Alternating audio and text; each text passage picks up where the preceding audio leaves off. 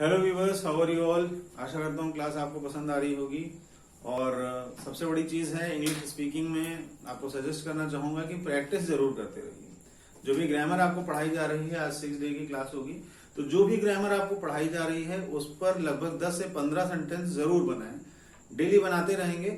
और वोकैब्स का सबसे आसान तरीका ये है कि आप जो है अलग अलग वोकैब्स जो भी आपके डेली यूज में आती हैं उनको आप लिखें, और लिखने के बाद में डिक्शनरी से देखें, हिंदी टू इंग्लिश से, या आप गूगल पर सर्च करके आसानी से वोकैब्स को अपनी मजबूत कर सकते हैं। न्यूज़पेपर पढ़ें, इंग्लिश कॉमिक्सेस पढ़ें, या जो आपकी कोर्स बुक्स हैं इंग्लिश की उनको पढ़ करके डेली 10 से 15 मीनिंग डेली आप लर्न करें, जिससे आपका वोकैब पावर बढ़ता है।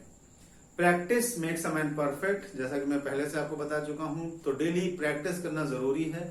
और अलग अलग सेंटेंसेस पर अब आप अगर 2-3 लोग हैं घर में, या मम्मी से पापा से भी आप कह सकते हैं कि जो फ्रीक्वेंट क्वेश्चंस हैं वो जरूर पूछें। चलो खेलते हैं, उसे खेलने दो, वो मुझे खेलने नहीं देता है, तुम्हें वहां जाना चाहिए, मैं वहां जा सकता हूं। ऐसे सेंटेंसेस आप एक दूसरे से पूछते रहें, और उन जो भी सेंटेंसेस ऐसे मन में आते हैं उनको लिखते रहें, तभी आप इस पर प्रैक्टिस अच्छे से कर सकेंगे। तो जबान पर आना सेंटेंसेस का बहुत जरूरी होता है, आने से काम नहीं चलेगा। अगर आप स्पीकिंग करना चाहते हैं तो सेंटेंसेस को जबान पे लाना और स्पीड ऑफ ट्रांसलेशन करना। जितनी स्पीड से आप ट्रांसलेट आपका माइंड करेगा या डायरेक्ट इंग्लिश में सोचने लगेगा, उतनी आसानी से आपको इंग्लिश बोलना आने लगेगा। तो आज की जो हमारी ग्रामर है मॉडल्स में से वो शुड हैव है। जैसा कि आपको कल मैंने बताया था कि थोड़ा सा टिपिकल ग्रामर की तरफ ले चलूंगा, तो आज की ग्रामर हमारी शुड हैव है। और अभी तक हम क्या कर रहे थे, वर्ब की फर्स्ट फॉर्म का यूज कर रहे थे। अब हम वर्ब की थर्ड फॉर्म के यूज में आएंगे और थोड़ा सा सेंटेंसेस लंबे होंगे। तो चलिए शुड हैव पर चलते हैं। शुड हैव का जो शाब्दिक अर्थ होता है वो होता है चाहिए था। अब हम पहला सेंटेंस अपना देखते हैं, आपको उसे समझाना चाहिए था। ठीक, शुड में क्या था, आपको उसे समझाना चाहिए। इसका translation you should convince him. लेकिन अब क्या हो गया है, आपको उसे समझाना चाहिए था। तो ये था कितने चेंजेस करता है जरा आप देखें।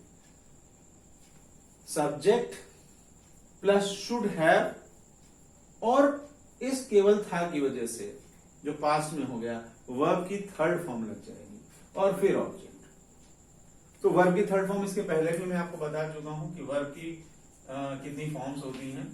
तो वर्ब को जो है फॉर्म्स के आधार पे 4 भागों में बांटा गया है, फर्स्ट, सेकेंड, थर्ड और आईएनजी फॉर्म। सपोज हम एक वर्ब ले लेते हैं प्ले।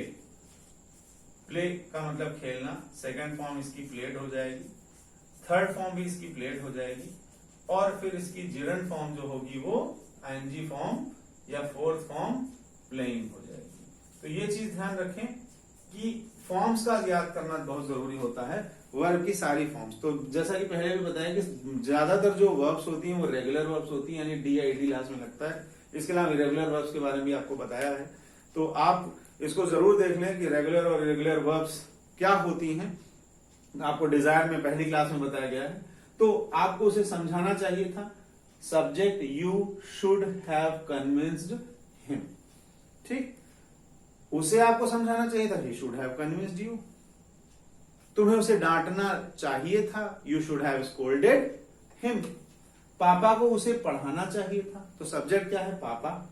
क्या करना चाहिए था, शुड हैव चाहिए था, क्या करना चाहिए था, पढ़ाना, टॉट हिम। पापा को उसे पढ़ाना चाहिए था, पापा जो है डूअर है, तो पापा शुड हैव टॉट हिम।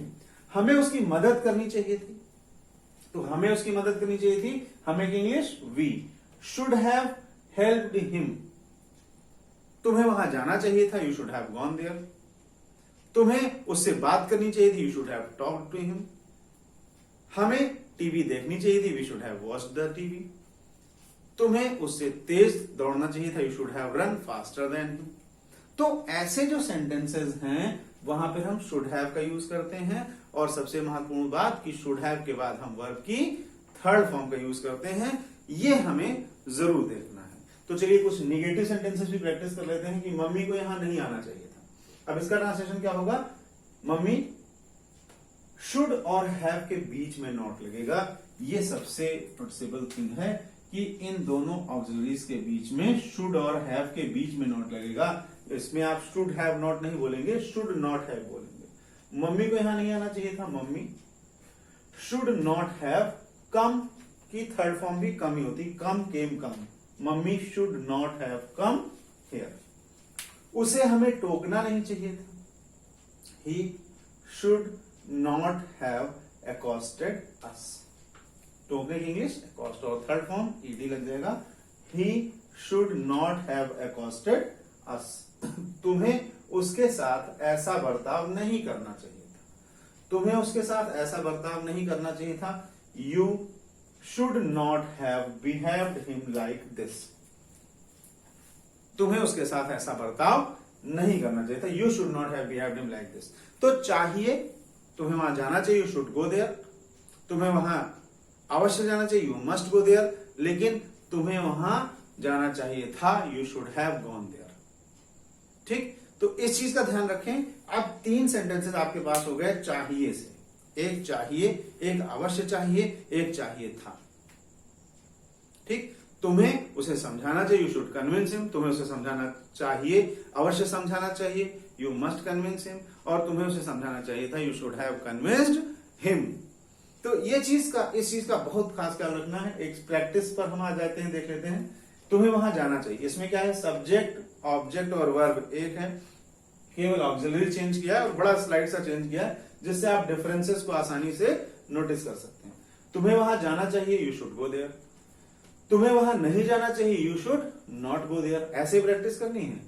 तुम्हें वहां अवश्य जाना चाहिए, यू मस्ट गो देयर। अब हमने एम्फसाइज कर दिया, यू मस्ट गो देयर। तुम्हें वहां बिल्कुल नहीं जाना चाहिए, you must not go there. अब हम शुड हैव पे आएंगे, तुम्हें वहां जाना चाहिए था। इसका ट्रांसलेशन क्या होगा, you should have gone there.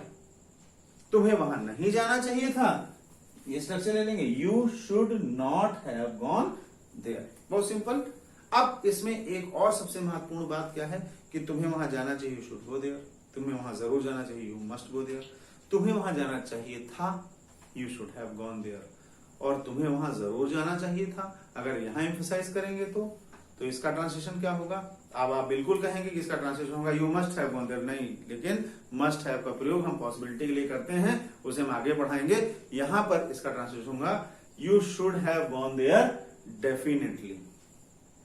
तुम्हें उसे पढ़ाना चाहिए, यू शुड टीच हिम। तुम्हें उसे अवश्य पढ़ाना चाहिए, यू मस्ट टीच हिम। तुम्हें उसे पढ़ाना चाहिए था, you should have taught him. और तुम्हें उसे जरूर पढ़ाना चाहिए था, अवश्य पढ़ाना चाहिए था, you should have taught him definitely. आप लास्ट में जब जरूर आ जाए तो डेफिनेटली को यहां पर ऐड कर दीजिए, बस आपका स्ट्रक्चर कंप्लीट हो जाएगा। ठीक, तुम्हें फोन पर बात करनी चाहिए, you should talk on phone.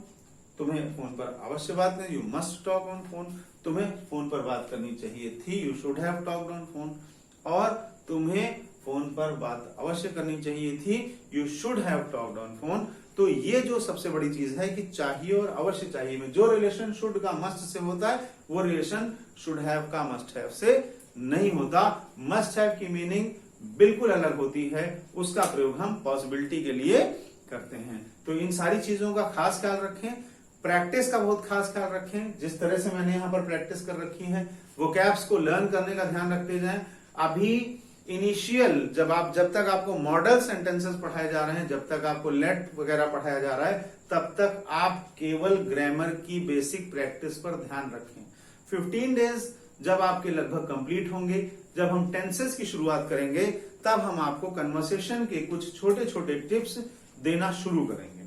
तो तब तक हमें क्या करना है, केवल अपनी ग्रामर को मजबूत करना है, केवल अपनी ग्रामर को ज्यादा से ज्यादा प्रैक्टिस करना है, ज्यादा से ज्यादा वोकैब्स को कलेक्ट करना है। और हाँ, इंग्लिश को सुनना जारी रखिए, इंग्लिश को बोलना जारी रखिए, इंग्लिश को पढ़ना जारी रखिए। जिस चीज में आपको इंटरेस्ट आता है, इंग्लिश न्यूज़पेपर पे या इन सब चीजों पे ध्यान दें, या आपके पास जो भी आपके पास आसानी से अवेलेबल जो चीजें हैं, उनसे आप इंग्लिश रीडिंग को जरूर आप देखते रहें, जिससे आपकी इंग्लिश इंप्रूव होती रहेगी। तो सारे रिसोर्सेज अगर आप ओपन करेंगे, तब आपकी इंग्लिश अच्छे से इंप्रूव होगी। So that's all about today's class.